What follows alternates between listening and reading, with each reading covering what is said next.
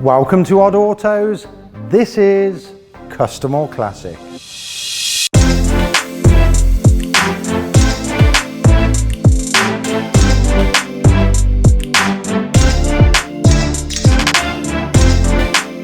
Welcome to part 2 of Custom or Classic, where we're building our classic Mk2 Escort. If you watched part 1, you would have seen that we took a very rusty chassis and welded all the panels back on it. I think the only original part's the roof now. And in this video, we'll be doing the primering and painting and hopefully get it all built back up. So the hard part's been done. Let's crack on, and it's all smooth sailing from now.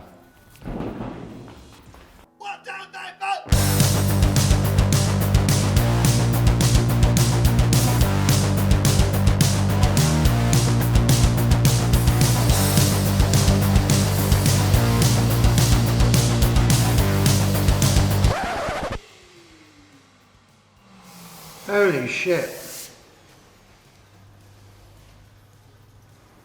Sputter. Is it bad? Rust. It's all the way around here.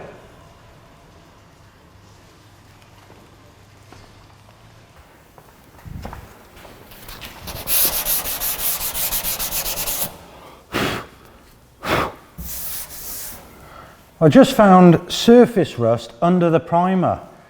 So at some point, after the panels were pressed and before the priming, it must have got damp. So, I mean, these panels weren't cheap anyway, and the fitment was shocking. Probably good for a rally car or something that you don't really care about panel gaps, but it's just not great. And what else is hiding under that primer on all the other panels? So the only thing we can do is take all this off every new panel to be 100% sure no more of that's hiding anywhere. Well, that's my good mood just gone up the spout.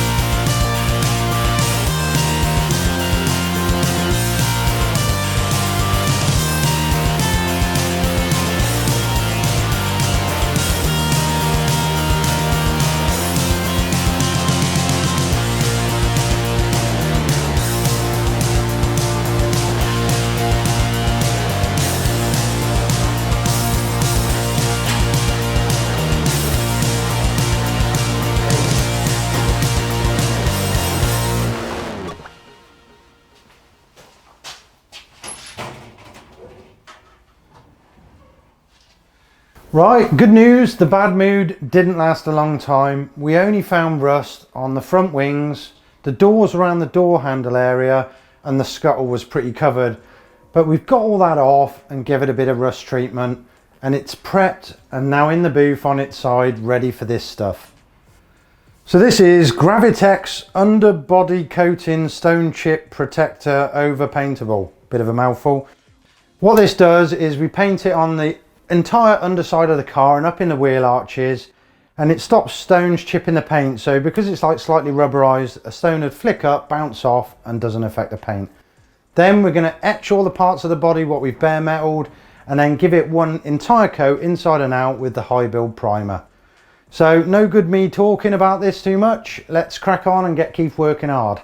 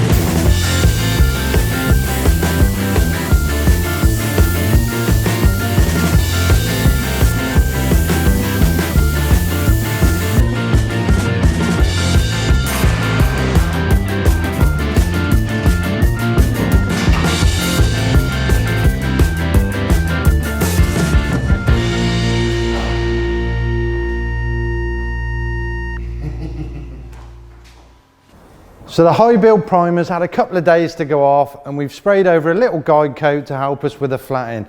The car's so close now to being done, I just want to drive the thing. So let's carry on and let's get dusty.